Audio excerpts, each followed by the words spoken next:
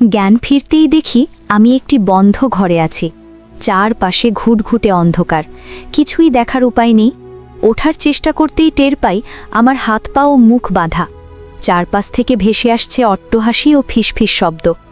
ভয়ে প্রাণ উড়ু উড়ু অবস্থা। অসংখ্য লাল চোখ শুধু আমার দিকে তাকিয়ে আছে। তারপর যা ঘটল তা আমি কল্পনাও করতে পারিনি। আমার নাম তাহেরা আহমেদ। সবাই আমায় তাহেরা বলে ডাকে। আমাদের ছোট সংসারে আমি, আমার বাবা ও আমার মা। আমি আমার বাবা মায়ের একমাত্র সন্তান, তাদের চোখের মণি। আমি এখন কলেজের ২য় বর্ষে পড়ছি। দেখতে যেমন সুন্দরী, পড়াশোনায়ও তেমন ভালো। আমার বাবা একজন ব্যবসায়ী। অর্থের কোনো অভাব আমাদের নেই, কিন্তু আমি কখনো আভিজাত্যের অহংকার করি না। খুব সাধারণ মেয়েদের মতোই চলাফেরা করি। এটা দেখে অনেকেই অবাক হয়। কেউ কেউ তো বলেই ফেলে, এত বড়লোক বাবার মেয়ে হয়ে এত সিম্পল কিভাবে থাকিস? আমি শুধু হেসে উড়িয়ে দিই। আমার সাধারণ মানুষের মতো জীবনযাপন করতে খুব ভালো লাগে। আমার একটি অভ্যেস আছে, বাইরে ঘুরতে যাওয়া। তাই কলেজের ছুটির দিন পেলেই আমি বন্ধুদের সাথে ঘুরতে বেরিয়ে পড়ি। আজও ঠিক তেমনই। 4 বন্ধু মিলে আমরা সিটি পার্কে আড্ডা দিচ্ছিলাম। এমন সময় হঠাৎ দেখি একটি যুবক এক বাদামওয়ালা ছেলেকে মারছে। সে ছেলেটির সব বাদাম মাটিতে ফেলে দিয়েছে। আশেপাশের লোকজন কিছু না করে শুধু হাঁ করে তাকিয়ে আছে। বিষয়টা আমার একদম ভালো লাগলো না। বাদামওয়ালা ছেলেটি খুব ছোট, বয়স আনুমানিক 13 বা 14 হবে। তাকে মারতে দেখে খুব মায়া হলো। আমি এগিয়ে গিয়ে লোকটার পিছন থেকে বলে উঠলাম, আরে কি করছেন আপনি? ওই ছেলেটাকে মারছেন কেন? লোকটা আমার কথায় ঘুরে তাকালো। এতক্ষণ যাকে বুড়ো ভেবেছিলাম সে আসলে তরুণ বয়সের ছেলে। দেখতে খুবই হ্যান্ডসাম, লম্বা, ফর্সা, সুঠাম দেহ। ছেলেটা আমার কথায় হাঁ করে তাকিয়ে আছে। আমি বললাম, এই যে মিস্টার, ছেলেটাকে এভাবে মারছেন কেন? আপনাকে তো ভদ্রলোক বলে মনে হচ্ছে। এই অত্যাচার করছেন কেন, জানতে পারি কি?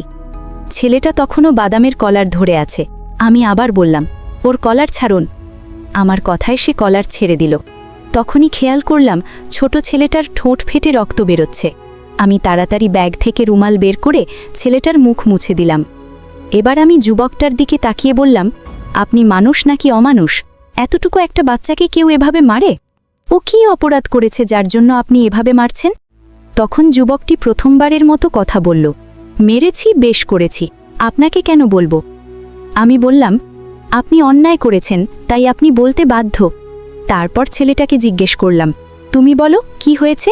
ছেলেটা কাঁদতে কাঁদতে বলল, আপা, আমি হাইটে যাইতেছিলাম, ভুলে কইরা আমার পা লাইগা যায় ওর হাতের লগে। আপা, আমি জানি না কবে পা লাগাইছে, আমি দেখিই নাই। তারপরও আমি মাপ চাইছি, কিন্তু উনি আমারে মাপ না কইরা খুবই মারছে বলে ছেলেটা হাউমাউ করে কেঁদে ফেলল। ছেলেটার কথা শুনে আমার খুব খারাপ লাগলো। সামান্য ভুলের জন্য এত মার? আমি রাগ সামলাতে পারলাম না। যুবকটাকে বললাম, আপনার হাত কি ভেঙে গেছে? দেখি একটু। লোকটা বলল, কেন আপনাকে দেখাতে হবে? আমি বললাম, দেখতে তো পাচ্ছি আপনার হাত ভালো আছে, তাহলে বাচ্চাটাকে মারলেন কেন? যুবকটির আগে অগ্নিশর্মা হয়ে আমার দিকে তাকালো। কর্কশ কঞ্চে বলল, ও আমাকে টাচ করবে কেন? ওরা তো ছোট জাত, গরিব, ভিখারি। ওরা রাস্তায় ঘোরে, অপরিষ্কার থাকে। এই বস্তির মানুষদের আমি ঘৃণা করি। ওর পা লেগে আমার শরীর নোংরা হয়ে গেছে। ইচ্ছে করছে মারতে মারতে ওকে মেরেই ফেলি। এই বলে সে আবার ছেলেটাকে মারতে উদ্যত হলো। আমি সাথে সাথে সামনে দাঁড়িয়ে বাধা দিলাম। ছেলেটাকে মারতে না পেরে তার রাগ আমার ওপর উগরে দিল। আমাকে বলল, সরে যান সামনে থেকে, তা না হলে আমি বললাম, তা না হলে কি করবেন? এক তো অন্যায় করলেন, তার ওপর গলাবাজি। মা বাবা ভদ্রতা শেখায়নি? আমার কথা শেষ না হতে দিয়েই সে আমাকে চড় মারতে হাত তুলল। আমি দ্রুত তার হাত ধরে ফেলি, কিন্তু ওর অন্য হাতটা আসতে দেখতে পাইনি। ও জোরে একটা চড় মেরে দিল আমার গালে। তার চোখ তখন হিংস্র বাঘের মতো। চোখগুলো বলছিল এই অপমানের প্রতিশোধ সে নেবেই। ছেলেটা সেখান থেকে চলে গেল। আমি ভাবলাম হয়তো ব্যাপারটা এখানেই শেষ, কিন্তু না, সে বাইরে গিয়েও অপেক্ষা করছিল আমাকে ফলো করার জন্য। আমি বাদামওয়ালা ছেলেটাকে কিছু টাকা দিয়ে বিদায় করে দিলাম। আমার বান্ধবীরা বলল, তোর প্রতিবাদ করাটা ঠিক হয়েছে, কিন্তু তোর উচিত হয়নি ওকে থাপ্পড় মারা। জানি না এখনও কি করবে। আমি বললাম, আমি তো ইচ্ছে করে মারিনি, ও আগে আমাকে মারতে এসেছিল, তারই জবাব দিয়েছি। সেদিন আর ঘোরার ইচ্ছে নিল না। আমরা সবাই বাসায় ফিরে এলাম। ওদিকে যুবকটি আমার পিছু নিয়ে আমার বাসার সামনে পর্যন্ত চলে এসেছিল। এমনকি সামনের দোকানীদের কাছ থেকে আমার সম্পর্কে সব খবর জেনে নিয়েছিল, আমার নাম পর্যন্ত। প্রায় 2 বছর কেটে গেল, এর মধ্যে আর কোনো অঘটন ঘটেনি। একদিন হঠাৎ আমার বিয়ের প্রস্তাব নিয়ে ঘাটক এলো। বাবা তখন বাড়িতেই ছিলেন। আমার বিয়ে নিয়ে অনেক কথা হলো। প্রথমে বাবা আপত্তি জানালেও ছেলের ছবি দেখে এবং তার পরিবারের খোঁজ খবর নিয়ে রাজি হয়ে গেলেন। কলেজ থেকে ফিরে জানতে পারি আমার হাতে একটি ঠাম ধরিয়ে দিয়ে বাবা বললেন, এই দেখ ছেলের ছবি, একবার দেখে নে, আশা করি তোর পছন্দ হবে। আমি আপত্তি জানালাম। বাবা বললেন, ছেলেটি খুব ভালো, খানদানি বংশের, সাধারণত এমন সম্বন্ধ পাওয়া যায় না, তাই এখানেই তোর বিয়ে ঠিক করেছি। বাবার কথাই শেষ কথা। 2 দিন পর ছেলের বাবা মা ও ছেলে আমাদের বাসায় আসে আমাকে দেখতে। 10-15 মিনিট পর আমি চা ও নাস্তা নিয়ে তাদের সামনে গেলাম। আমি দেখতে সুন্দরী ছিলাম, কিন্তু সেদিন ছিল নীল শাড়িতে আমার বিশেষ সাজ। তাতে আমি যেন এক টুকরো নীল পরীর মতো দেখা যাচ্ছিলাম। সবাই আমার দিকে তাকিয়ে রইল, কারো মুখে কোনো কথা নেই। কিছুক্ষণ নীরবতা ভেঙে ছেলের মা বললেন, মাশাল্লাহ, মেয়ে আমাদের খুব পছন্দ হয়েছে। ছেলে তো আমার দিক থেকে চোখই সরাতে পারছিল না, কিন্তু আমি লজ্জায় একবারও মুখ তুলে তাকাইনি। সবার প্রশংসায় আমি মাথা নিচু করে রইলাম। ইতিমধ্যে 2 পক্ষের মতামত মিলে যাওয়ায় মিষ্টি মুখের আয়োজন চলছে। এখন বিয়ের দিনক্ষণ ঠিক হবে, তাই বড়দের নির্দেশে আমাকে ও ছেলেকে একান্তে কথা বলার জন্য পাঠিয়ে দেওয়া হলো। আমরা দুজন ছাদে গিয়ে দাঁড়ালাম। কিছুক্ষণ কেউ কোনো কথা বললাম না। আমি একটু অপ্রস্তুত হয়ে মাথা নিচু করে দাঁড়িয়ে রইলাম। ছেলেটা তখনও আমার দিকে তাকিয়েছিল, মনে হচ্ছিল সে আগে কোনোদিন মেয়ে দেখেনি। ছেলেটা আমার দিকে হাত বাড়িয়ে বলল, হাই, আমার নাম নওশাদ হোসেন খান। আমিও হাত বাড়িয়ে নিজের নাম বলতে যাব, এমনি থমকে দাঁড়াই। চোখের সামনে কাকে দেখছি? ভুল দেখছি না তো? চোখ দুটো হাত দিয়ে মুছে আবার তাকালাম। না, ঠিকই দেখছি। আমি ভয়ে 2 পা পিছিয়ে এলাম। সামনে যে দাঁড়িয়ে আছে সে আর কেউ নয়, 2 বছর আগে পার্কে যাকে থাপ্পড় মেরেছিলাম। আমাকে অবাক হতে দেখে নওশাদ মুচকি হেসে বলল, চিনতে পেরেছ তাহলে? ভালো, তোমার স্মৃতিশক্তি প্রখর আছে। অনেকদিন পর দেখা, কেমন আছো? আমি কি বলবো বুঝতে পারছি না। হতবাক হয়ে তাকিয়ে আছি ওর দিকে। এই সম্বন্ধটা কি কাকতলীয়, নাকি জেনে শুনে পাতা ফাঁদ? কিছুই বুঝতে পারছি না। যাই হোক, আমি এই বিয়ে করব না। নওশাদ আমার অবস্থা দেখে বুঝতে পারল আমার মনে কি চলছে। রেলিংয়ের দিকে মুখ ফিরিয়ে বলল, ভুলেও এই কথা মাথায় এনো না যে তুমি বিয়ে করবে না। তাহলে কেন এই প্রস্তাব? আমি বললাম, যার মধ্যে মানবতা নেই তাকে আমি বিয়ে করতে পারবো না। নওশাদ বলল, বিয়ে তুমি আমাকেই করবে, আমাকে ছাড়া অন্য কাউকে করতে পারবে না। আমি বললাম, কেন, কি করবেন আপনি? নওশাদ বলল, যা করি তুমি দেখতে পাবে। আমি বললাম, আমি এখন নিচে গিয়ে বিয়ে ভেঙে দেব। এই বলে নিচে যাওয়ার জন্য পা বাড়াতাম, অমনি নওশাদ পেছন থেকে আমাকে জড়িয়ে ধরে বলল, একটা জিনিস দেখাই তোমাকে, এটা দেখার পর এই বিয়ে ভাঙার সাহস তোমার হবে না। এই বলে সে মোবাইল অন করে একটি ভিডিও দেখালো। আমি তখনও নওশাদের বাহুবন্ধনে। সে এক হাতে আমার গলা জড়িয়ে ধরে আছে আর অন্য হাতে মোবাইল ধরে আছে। মোবাইলের ভিডিওটা দেখে আমার চোখ দিয়ে গড় গড় করে জল গড়াতে লাগলো। আমি কি দেখছি? মানুষ নিজের স্বার্থের জন্য এতটা নিচে নামতে পারে? ভিডিওটা শেষ হতেই নওশাদ বলল, শুধু তোমাকে বিয়ে করব বলে এই ব্যবস্থা করেছি। আমি জানতাম আমাকে দেখা মাত্র তুমি বিয়ে ভেঙে দেবে, তাই আমার আর কোনো উপায় ছিল না। সরি। এখন বলো, বিয়ে ভেঙে দেবে? আমি কান্না জড়িত কণ্ঠে বললাম, না, আমি আপনাকে বিয়ে করব, কিন্তু প্লিজ ওদের কিছু করবেন না। আমার বিয়ের জন্য সে আমার 2 বান্ধবীকে বন্দি করে রেখেছে, সেই ভিডিও বানিয়ে আমাকে দেখাচ্ছে। নওশাদ আমার কপালে চুমু খেয়ে বলল, গুড গার্ল, কথা মতো চললে সবকিছু ঠিক থাকবে। এখন চলো নিচে যাই, তবে খবরদার, এ ব্যাপারে কাউকে কিছু বলবে না, কেউ বিশ্বাসও করবে না, প্রমাণই বা কোথায়? তারপর আমরা নিচে চলে এলাম। সেদিনই বিয়ের দিনক্ষণ ঠিক হলো, আগামী শুক্রবার। সবাই বিয়ে নিয়ে ব্যস্ত। এদিকে নওশাদ আমাকে নিয়ে বিয়ের শপিং করছে। অনিচ্ছা সত্ত্বেও সব মেনে নিতে হচ্ছে। নওশাদকে আমি অপছন্দ করি সেটা না বললেই নয়, কিন্তু ও খুব অহংকারী, যেটা আমার একদম ভালো লাগে না। দেখতে দেখতে বিয়ের দিন এসে গেল। ধুমধাম করে আমাদের বিয়ে হলো। সবার কাছ থেকে বিদায় নিয়ে আমি শ্বশুরবাড়ি চলে এলাম। আজ রাতে আমাদের বাসর। ফুলে ফুলে সাজানো একটি ঘর, সবকিছু পরিপাটি করে সাজানো। আমি নববধূ সেজে বিছানায় বসে আছি। রাত প্রায় 1টার দিকে নওশাদ ঘরে প্রবেশ করল। দরজা লাগানোর শব্দে আমার বুকের ভেতরটা ধুকপুক করে উঠল। জানি না আমার কপালে কি আছে। নওশাদ ধীরে ধীরে আমার সামনে এসে বসল। কিছুক্ষণ চুপ করে আমার দিকে তাকিয়ে রইল। তারপর নিজে থেকেই বলল, তোমার বান্ধবীদের নিরাপদে তাদের বাসায় পৌঁছে দিয়েছি, কথা বলবে ওদের সাথে? আমি বললাম, আপনাকে অসংখ্য ধন্যবাদ কথা রাখার জন্য। তারপর বান্ধবীদের সাথে কথা বললাম, তারা সবাই ভালো আছে। নওশাদ বলল, আজ থেকে 2 বছর আগে তুমি আমার সাথে কি করেছিলে মনে আছে? আমি এখনও ভুলিনি, মনে হয় ভুলতেও পারবো না। সামান্য একটা রাস্তার ছেলের জন্য তুমি আমাকে থাপ্পড় মারলে। সেই থাপ্পড়ের প্রতিশোধ নিতেই আমি তোমাকে বিয়ে করেছি। যেমন আমি প্রতীকী মুহূর্ত মনে করে অশান্তিতে ভুগেছি, ঠিক তেমনি তোমাকেও ভুগতে হবে। মনে মনে যে ভয়টা পেয়েছিলাম তাই হলো। আমাকে কোনো কথা বলার সুযোগ না দিয়ে নওশাদ কষে একটা থাপ্পড় মারল আমার গালে। এত জোরে থাপ্পড় ছিল যে আমি খাট থেকে ছিটকে পড়ে গেলাম। আমার মাথা গিয়ে সামনের ড্রেসিং টেবিলের কোনায় লেগে গেল। কপাল কেটে রক্ত বের হলো। নওশাদ এসে আমাকে তুলে খাটে বসালো। তারপর বলল, খুব লেগেছে না? গাল লাল হয়ে গেছে, কপালটাও কেটে গেছে, রক্ত পড়ছে। আমারও ঠিক তেমনি কষ্ট হয়েছিল সেদিন। কতগুলো মানুষের সামনে তুমি আমাকে থাপ্পড় মারলে। দাঁড়াও, আগে রক্ত পড়া বন্ধ করি। এই বলে সে তুলো দিয়ে রক্ত মুছে দিয়ে একটা ব্যান্ডেড লাগিয়ে দিল। আমি অবাক হয়ে তাকিয়ে আছি। চোখ দিয়ে জল গড়াচ্ছে, কিন্তু মুখ দিয়ে কোনো কথা বের হচ্ছে না। এ কেমন মানুষ, আঘাতও করে আবার যত্নও করে। নওশাদ বলল, আমি চাইলে 2 বছর আগেই তোমাকে বিয়ে করতে পারতাম, কিন্তু করিনি, কারণ তোমাকে এখানে রেখে আলাদা করতে চাইনি। তাই এই 2 বছর সময় নিয়েছি। মা বাবার সামনে তোমাকে কিছু করতে পারবো না। এখন আমার কাছে সব কিছু পরিষ্কার।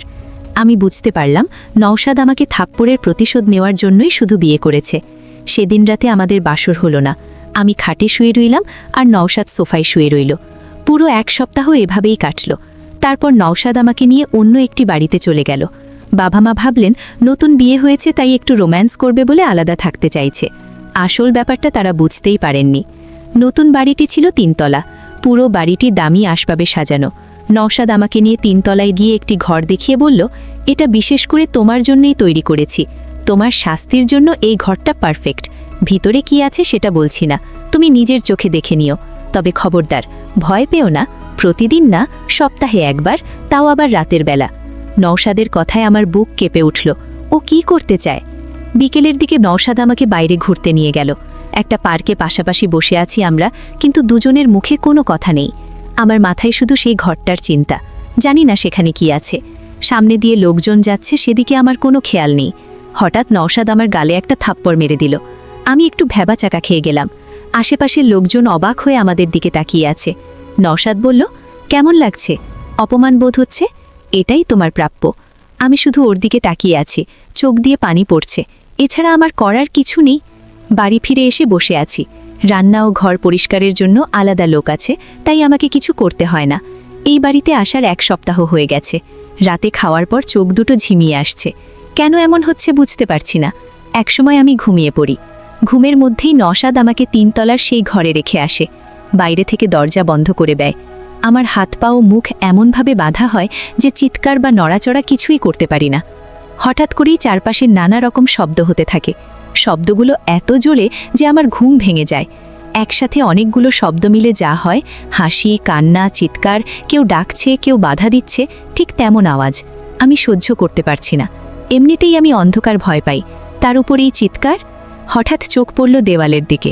লাল লাল চোখ জ্বলছে আর নিভছে। প্রথমে ভাবলাম একজোড়া চোখ, কিন্তু চারপাশে তাকিয়ে দেখি অসংখ্য চোখ। কতগুলো ছুটে আসছে আমার দিকে, কতগুলো আবার পিছিয়ে যাচ্ছে। মনে হচ্ছে শত শত ভূত আমার চারপাশে ঘুরছে। ভয়ে প্রাণ বেরিয়ে যাওয়ার জোগাড়। চিৎকার করতে পারি না, মুখ বাঁধা, লড়তেও পারি না, হাত পা বাঁধা। জানি না এখান থেকে বেঁচে ফিরতে পারবো কিনা। শুধু ভয়ে ঘামছি আর চোখ বন্ধ করে আছি। সারা রাত আমি এই অন্ধকার প্রকোষ্ঠের ভূতের সাথে যুদ্ধ করেছি। ভোর হয়েছে মনে হচ্ছে, পাখির কিচিরমিচির শব্দ শোনা যাচ্ছে, কিন্তু এই ঘরে আলো প্রবেশ করার মতো কোনো ভাগ নেই। এখন আর কোনো শব্দ নেই, লাল চোখগুলোও দেখা যাচ্ছে না। আমি ক্লান্ত হয়ে ঘুমিয়ে পড়লাম। আজকের এই অভিজ্ঞতা আমি সারা জীবন মনে রাখব। ঘুম ভাঙতেই নিজেকে আমার শোবার ঘরের বিছানায় আবিষ্কার করি। বুঝতে পারলাম না কিভাবে এলাম। দেখি পাশে নওশাদ বসে আছে। আমার ঘুম ভাঙতেই সে বলল, কেমন লাগছে? আমাকে কোনো কথা বলার সুযোগ না দিয়েই আমি ওকে শক্ত করে জড়িয়ে ধরে কান্নায় ভেঙে পড়লাম। বললাম, আমাকে যা শাস্তি দেবেন মাথা পেতে নেব, কিন্তু ওই অন্ধকার ঘরে আর দেবেন না। আজ বেঁচে ফিরলাম, কাল হয়তো মরে যাব। প্লিজ আমার উপর দয়া করুন। আমার কথায় নৌশাদের কোনো পরিবর্তন হলো না। সে হাসছে, মনে করছে আমি মজা করছি। আমাকে শক্ত করে জড়িয়ে ধরে বলল, হ্যাঁ, এটাই তো শুরু, তোমার কপালে আরও কত দুঃখ আছে আমি নিজেও জানি না। তারপর থেকে প্রত্যেক সপ্তাহে একবার করে আমাকে ওই ঘরে বেঁধে রাখে। কাজের মেয়েদের সামনে থাপ্পড় মারে, বাইরে নিয়ে গিয়েও সেখানেও থাপ্পড় মারে। একটা থাপ্পড়ের প্রতিশোধ নিতে এখন এতগুলো থাপ্পড় খেতে হচ্ছে। এখন নৌশাদকে দেখলেই আমার ভয় করে। আমি অধৈর্য হয়ে পড়েছি। রাতের পর রাত ঘুমাতে পারি না। সবসময় মনে হয় ওই আত্মাগুলো আমার চারপাশে ঘুরছে। দিন দিন শরীর দুর্বল হয়ে পড়ছে। এখন আমি আর আগের তাহেরা নেই, অনেকটাই শুকিয়ে গেছি। নওশাদ পাশে বসলেই মনে হয় এই বুঝি আবার থাপ্পড় মারবে। প্রতিদিন এই ভয় থাকি, এই বুঝি আবার অন্ধকার ঘরে হাত পা বেঁধে ফেলে রাখবে। ভয়ে ভয়ে থেকেও নিজেকে বাঁচাতে পারছি না। নওশাদের অত্যাচার আর অন্ধকার ঘর, এই দুই আমার চোখের ঘুম হারাম করে দিয়েছে। আমি আর পারছি না। মনে মনে ঠিক করে ফেললাম আত্মহত্যা করব। একদিন সবার অলক্ষ্যে রান্নাঘরে গিয়ে একটি ছুরি হাতে তুলে নিলাম। চারিদিকে ভালো করে দেখে নিলাম কেউ নেই কিনা। আশেপাশে কেউ নেই দেখে আর দেরি করলাম না। ছুরিটা হাতের শিরার উপর রেখে চালিয়ে দিলাম। কাজ হয়ে গেল। গড় গড় করে রক্ত বের হতে লাগলো। হাত থেকে ছুরি পড়ে গেল। ছুরি পড়ার শব্দে কাজের মেয়ে ছুটে এসে দেখে আমার এই অবস্থা। নওশাদ তখন অফিসে। বাড়িতে 4 জন কাজের লোক ছিল। একজন অ্যাম্বুলেন্স ডাকল, আরেকজন নওশাদকে ফোন দিয়ে কোন হাসপাতালে নিতে হবে জানতে চাইল। হাসপাতাল কাছে হওয়ায় 5 মিনিটের মধ্যে অ্যাম্বুলেন্স চলে এলো। ততক্ষণে আমি জ্ঞান হারিয়ে ফেলেছি। হাসপাতালে নিয়ে যাওয়া হলো। হাতে ব্যান্ডেজ করে এক হাতে রক্ত দেওয়া হচ্ছে, অন্য হাতে স্যালাইন লাগানো হলো। নওশাদ দৌড়ে হাসপাতালে এলো।